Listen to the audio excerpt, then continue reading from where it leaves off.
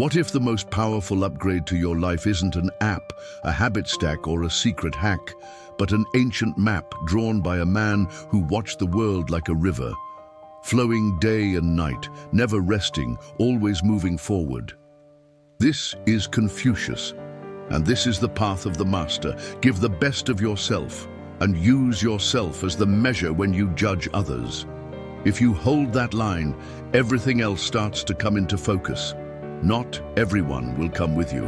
Great things can be explained to those who want to be great, but not to those who choose to stay small. So don't waste your breath where ears are closed. Imagine that river he spoke of, flowing without pause. Step into it, and you move.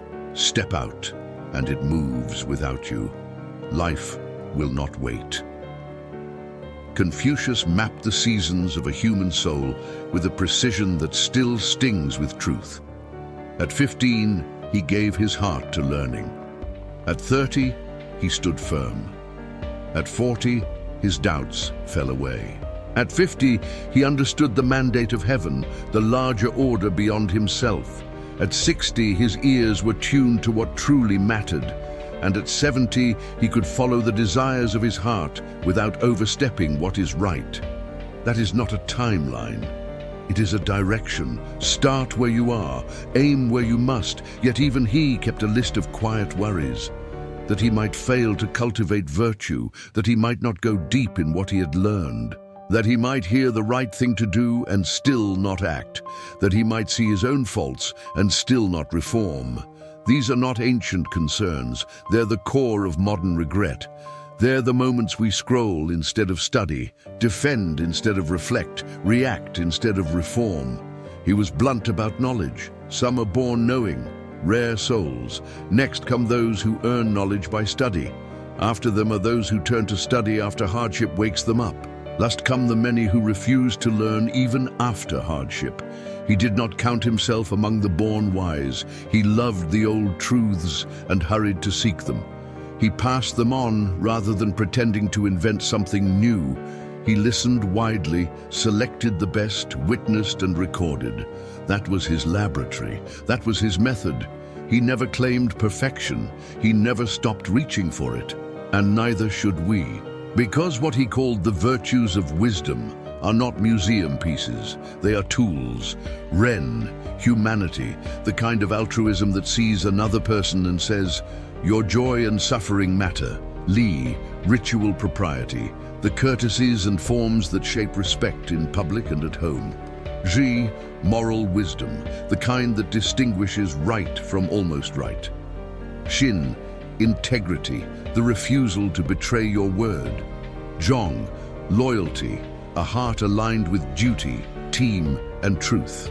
Yi, righteousness, the will to do what is just, even when it costs you. These are the hinges on which a life opens or rusts shut. Confucius insisted that true humanity begins the moment you conquer yourself and repair your relationships. If day by day you overcome yourself, your impatience, vanity, shortcuts, excuses, and you strengthen the bonds that keep a community humane, then the whole world inches back toward the human. We carry nature wounded by impulse and fear, so the demands are high, and no one begins with virtue fully formed. But all can reach for it. All must. So act before you speak, and let your words match your deeds. Sincerity is the beginning and the end. Without sincerity, nothing holds. Establish this principle. Give your best for the good of others. Stay coherent with what you profess, and walk where there is rectitude. That is how you honor virtue. And when you make a mistake, and you will, correct it quickly. Not correcting a fault is the worst fault. He lamented how study had changed. The ancients studied to refine themselves. Today, many study to impress others. We've traded the mirror for the stage, wondering who is watching us instead of who we are becoming. But wisdom still arrives by three gates: reflection, the noblest; imitation, the easiest; and experience, the most bitter. Take them all. Reflection makes the map. Imitation helps you move. Experience keeps you humble. To walk this path, you need a large and courageous heart, The burden is heavy and the journey is long. It doesn't matter how slowly you go as long as you do not stop. Move a handful of earth each day, and in time you raise a mountain. Wherever you go, go with all your heart. The greatest glory is not to stand unfallen, but to rise every time you fall. If you want happiness and wisdom together, get used to frequent change. You cannot change the wind, but you can adjust the sails to reach your harbor. A precious stone is not polished without friction, nor a person perfected without trials. In darkness we discover whether our light is true. Adversity tests our virtue and reveals the person we have become. Think back to how you acted when things were hard. There you will measure the depth of your roots. A virtuous person does good without interruption. They are consistent when fortune smiles and when it scowls. By contrast, some lose health to gather money, then lose money to recover health. They worry so anxiously about the future that they forget the present and end up living in neither. They live as if they will never die and die as if they had never lived. The small-minded dismiss small kindness as useless and small wrongs as harmless. In time, their unpracticed goodness becomes invisible and their accumulated guilt unforgivable. Humanity means loving people. Prudence means knowing them. Watch the means someone uses, the path they walk, and the circumstances where they feel most at home. A person's true character cannot hide for long. When you meet someone better than you, turn your thoughts toward becoming their equal. When you meet someone as good as you, look inward and examine yourself. Say that you know when you know, and say that you do not know when you do not. Real knowledge is knowing the extent of your ignorance. Humility is the only solid ground for every virtue to stand on. Do not worry about holding a position, worry about being qualified for one. Do not fear being unknown, fear being incompetent. Do not fret that no one appreciates your gifts. Strive to be worthy of appreciation. Do not be upset that others do not understand you. Be concerned that you do not understand them. The time to be disturbed is not when others fail to recognize your abilities, but when you fail to recognize theirs. There is a simple path to happiness. Contribute to the happiness of others. Love everyone without distinction. Cling to firmness, devotion, simplicity, and silence, qualities that bring you closer to true humaneness. Do not impose on others what you would not want for yourself. Demand much of yourself and little of others, and you will find peace. Left alone, raw nature can become unruly. Education without nature produces a sterile pedant. Only a well-balanced blend of the two produces a cultivated person, a gentleman. And in dealing with the world, the gentleman is not rigidly for or against anything. He stands with what is right. He cherishes good governance. The small-minded cling only to their birthplace. He honors the law. The small-minded only plead for generous treatment. He understands what is moral. They understand only what is profitable. He keeps a tranquil mind. They are constantly anxious. He helps others see the good in themselves. They highlight the bad. He is at ease without arrogance. They are arrogant without ease. He eats without excess, lives simply, devotes himself to work, speaks with care, and seeks worthy company. This is a person who truly loves learning. A gentleman pours his whole heart into the way. If he's ashamed of plain clothes or simple food, he is not serious. If he clings to comfort, do not call him a gentleman. He's not sad or afraid because his conscience is clean. Be faithful, be loyal, be studious, and walk in the way. Do not go where there is disorder. Do not live where there is turmoil. Step forward when the way prevails. Step back when the way is lost. The gentleman moves upward. The small-minded slip downward. The gentleman sees the whole. The small-minded fixate on fragments. A gentleman looks within for what he seeks. A small-minded person searches only in others.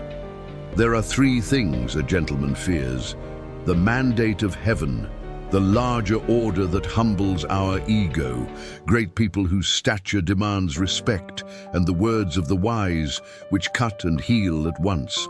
The small-minded, ignorant of heaven do not fear it. They are insolent toward the eminent and treat wisdom with mockery. Even so, Confucius gives the gentleman 9 reminders worth carrying in your pocket. See clearly with your eyes, listen closely with your ears. Be warm in attitude and respectful in bearing. Be conscientious when you speak. Be reverent in your duties. Seek counsel when uncertain. Foresee consequences when angry and when a tempting advantage appears. Be sure you know what is right. The words are easy to applaud. The work is to rectify yourself. There is little to be done with a person who agrees with these principles but refuses to change, or who bathes in praise but will not reform. Pause for a heartbeat. Which of these habits do you most need right now? Self-correction, sincerity, or seeking counsel? Tell me in the comments, and if this ancient map is helping you chart your way, tap like and subscribe so we can keep learning from the greats together. To live well is to learn how to die well. If you truly grasp the teachings of wisdom in the morning, you can die content by nightfall. Heaven is the author of the virtue within you. If you do not respect what is sacred, you have nothing firm on which to set your conduct. If he had to summarize his teaching in one line, Confucius said it this way: never let evil dominate your thoughts. Guard the gate of your mind. If you practice moderation, you will seldom go astray. A person who is firm, patient, simple, natural and tranquil stands close to virtue. Stillness is not empty.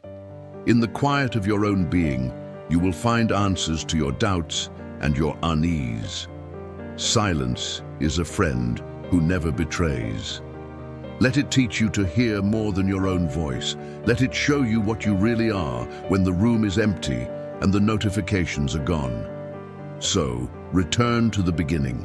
Give the best of yourself and measure others by the standard you hold yourself to. Explain great things to those who want to grow. Let the rest pass like water. Move like the river, day and night without ceasing. Take your stand when the time comes. Drop your doubts as you earn your understanding. Tune your hearing to what matters, and with time, walk in such harmony that you can trust your heart because it has learned the way. Correct yourself quickly. Love people fiercely. Seek the whole. Fear what is worthy of awe. And in every storm, adjust your sails. This is not a set of quotes to collect. It is a life to practice. Carry it into your next conversation, your next decision, your next failure, and rise. Carry it into the office where appearances are traded like currency. Carry it into the home where love is proved 1,000 small times. Carry it when you are lonely and when you are celebrated. Put these virtues where they belong, in your hands, in your habits, in your heart. Then when the night is dark and the river keeps flowing, you will know your light is true and that it will not go out.